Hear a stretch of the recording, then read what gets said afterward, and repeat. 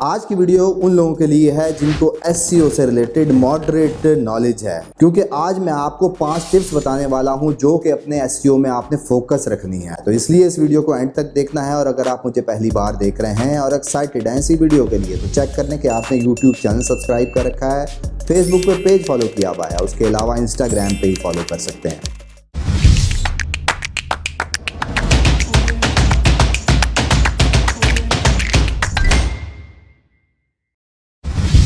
जी हाँ, मैं हूं अस्पर, digital marketer, project consultant and commercial blogger. आज की वीडियो को स्टार्ट करने से पहले आप चेक कर लें कि आपने इस वीडियो को लाइक किया हुआ है, क्योंकि सिर्फ आपका एक क्लिक मेरी मोटिवेशन, मेरी अपकमिंग वीडियोस के लिए बूस्ट कर देता है। आज की वीडियो में मैं आपको बताने वाला हूं कौन सी ऐसी 5 टिप्स हैं जो कि आपको एसईओ को बूस्ट कर सकती है, जिसको आपने हमेशा फॉलो रखना है। तो मॉडरेट लेवल का नॉलेज होना चाहिए, तभी आपको मेरी ये तमाम बातें समझ आ सकेंगी। जिसमें सबसे पहला आता है टॉपिकल अथॉरिटी। टॉपिकल अथॉरिटी उसको कहा जाता है कि जब भी आप कोई कीवर्ड, कोई टॉपिक, कोई नीच फाइनलाइज करते हैं तो उसको उस लेवल पे एक्सप्लेन करना है, उतना एक्सप्लेन करना है जिसमें वो तमाम टॉपिक हर एंगल से कवर हो जाए। तो फिर जब आप एक टॉपिक को इतना एडवांस लेवल पे एक्सप्लेन कर देते हैं कि कोई भी बात ऐसी नहीं बच जाती जो कि उस टॉपिक में कवर हो जाती है तमाम एंगल से, तो फिर इसका मतलब है कि आप उस कंटेंट स्पेसिफिक कीवर्ड पर अपनी टॉपिकल अथॉरिटी बढ़ा देते हैं। जब आप वो तमाम नॉलेज एक्सप्लेन कर देते हैं तो फिर आप अथॉरिटी बन जाते हैं उस कीवर्ड पर, जिसके बाद आपको 3 to 6 मंथ्स के अंदर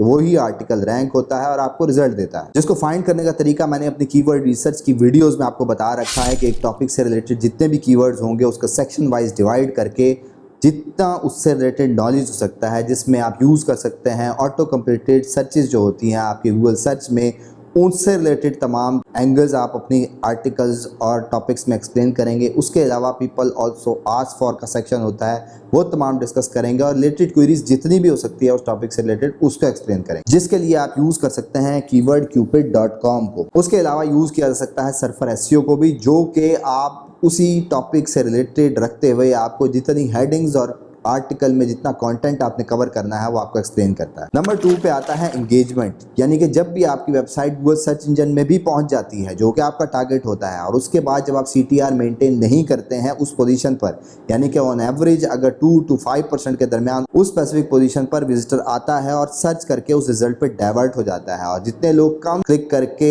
आपके आर्टिकल पर डाइवर्ट हो रहे होते हैं, उसका मतलब यह है कि आप उतना कम CTR फेस कर रहे हैं। तो जितना कम CTR होगा और अगर थोड़ी ड्यूरेशन से ज़्यादा वहाँ पे आर्टिकल रहेगा और आप मैक्सिमम क्लिक थ्रू नहीं हासिल कर रहे होंगे, तो फिर आपकी पोजीशन ड्रॉप भी हो सकती है, जिसमें 90% डिपेंड करती है कि आपकी इन्फॉर्मेशन टाइटल डिस्क्रिप्शन के बाद आपके आर्टिकल में जितना कंटेंट आपने एक्सप्लेन किया हुआ है, उसमें इमेजेस लगी हुई हैं, इन्फोग्राफिक्स अच्छे से आइडियल पोजीशन पे प्लेस हुए हुए हैं, तो फिर आपकी इंगेजमेंट बढ़ जाएगी। और फिर इंगेजमेंट बढ़ने के बाद ड्वेल टाइम का फैक्टर आता है, जिसमें मैंने बहुत डिटेल से आपको समझाया है कि ड्वेल टाइम को कैसे कंट्रोल करना होता है और कैसे आपकी रैंकिंग ड्वेल टाइम को यूज़ करते हुए अगर आप आइडियल ड्वेल टाइम हासिल कर लेते हैं तो फिर आपकी रैंकिंग कैसे बूस्ट हो सकती है। और नंबर 3 पे आता है गोल्स कंप्लीशन, कि जो भी आपका कंप्लीशन गोल है, यानी कि आप जो मोनेटाइजेशन मेथड यूज़ कर रहे हैं, अल्टीमेटली गोल आपका वही है कि गूगल एडसेंस यूज़ कर रहे हैं तो मैक्सिमम क्लिक्स होने चाहिए ताकि आप मैक्सिमम रेवेन्यू प्रोड्यूस कर सके। और दूसरे नंबर पे आता है एफिलिएट लिंक्स, यानी कि आप चाहते हैं कि आपका विजिटर आपके ही एफिलिएट लिंक से डाइवर्ट हो, जाके शॉपिंग करे ताकि आपको कमीशन अर्न हो सके। तो ये जितनी आइडियल पोजीशन पे लगा हुआ होगा उतने ज़्यादा चांसेस होंगे इन दोनों के अच्छा रिटर्न लाने के लिए। पर इसका मतलब ये नहीं है कि अगर आपने गूगल एडसेंस भी लगाना है और मैक्सिमम क्लिक कराने हैं तो आप हेडर या आफ्टर टाइटल, बिफोर टाइटल वो ऐड प्लेस कर दें तो फिर आपका रेवेन्यू बढ़ जाएगा। रेवेन्यू तो बढ़ जाएगा पर यूज़र एक्सपीरियंस बहुत ज़्यादा ख़राब हो जाएगा।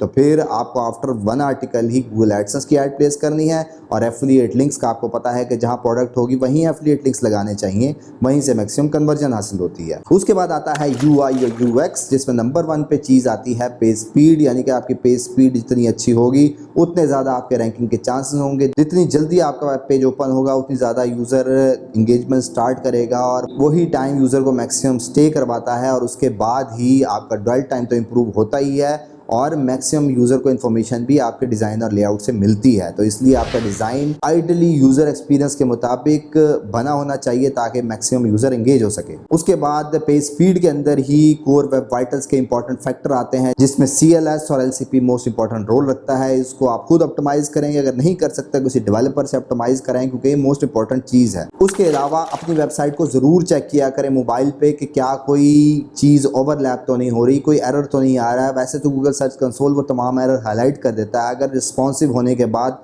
कोई भी उस पेज में एरर होता है, पर आपको खुद ये चीज़ चेक करनी चाहिए कि कौन सी इन्फॉर्मेशन फ़ोन पे पहले शो होनी चाहिए ताकि यूज़र मैक्सिमम स्टे करेगा, क्योंकि आपको रैंकिंग जितना टाइम स्टे कराएंगे उतनी जल्दी मिलेगी। जिसमें नंबर 1 पे आते हैं आपके फॉन्ट्स, यानी कि जितना अच्छे तरीके से फॉन्ट रीडेबल होगा उतना ज़्यादा यूज़र स्टे करेगा। उसके बाद SSL आता है, यानी कि आपके URL HTTPS पे होना चाहिए। यूज़र सिक्योर फील करता है जहाँ पर HTTPS का साइन आ रहा होता है। और फिर गूगल भी ये रिकमेंड करता है कि SSL ज़रूर होना चाहिए। उसके अलावा किसी भी किस्म का पॉपअप नहीं लगा होना चाहिए आपके पेज पर, वो यूज़र को डिस्ट्रैक्ट करता है, नॉय करता है और फिर अल्टीमेटली रैंकिंग ड्रॉप होगी। और 5 जो फैक्टर है जो कि आप बिल्कुल इग्नोर नहीं कर सकते, वो है बैकलिंक्स। बैकलिंक्स में DR मैटर करता है, DA मैटर करता है, क्योंकि यही अथॉरिटी शो करती है जिस वेबसाइट से आप बैकलिंक ले रहे हैं। तो ये नंबर जितने ज़्यादा होंगे उतना ज़्यादा चांसेस हैं कि आपकी उस पेज की अथॉरिटी बढ़ेगी और गूगल में वो हाई पोजीशन पे रैंक होगा। अपनी बैकलिंकिंग को आप डाइवर्स करेंगे, यानी कि लोग अपने मैक्सिमम होम पेज को लिंक दे देते हैं। जिस तरह मैंने बताया हुआ है कि आपके पेजेस रैंक होते हैं, ना कि आपकी वेबसाइट रैंक होती है।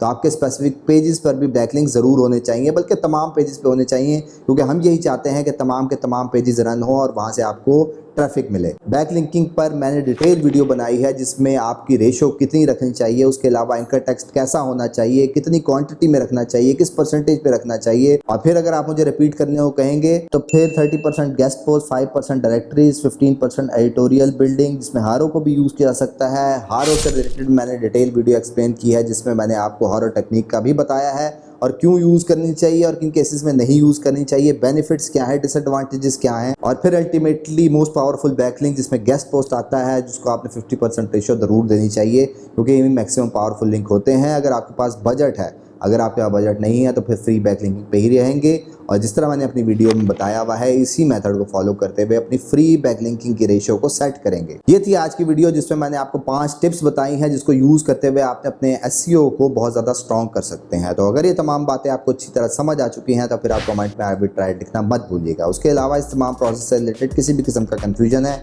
या मैंने कोई चीज़ मिस कर दिया तो फिर कमेंट बॉक्स में अपना क्वेश्चन ज़रूर प्लेस करें, मैं डिटेल रिप्लाई देने की कोशिश करूँगा। जाने से पहले ये ज़रूर चेक कर लें कि आपने यूट्यूब चैनल सब्सक्राइब कर रखा है, फेसबुक पे पेज फॉलो किया हुआ है, उसके अलावा इंस्टाग्राम पे ही फॉलो कर सकते हैं। That's all for today, thank you very much, have a good and safe day.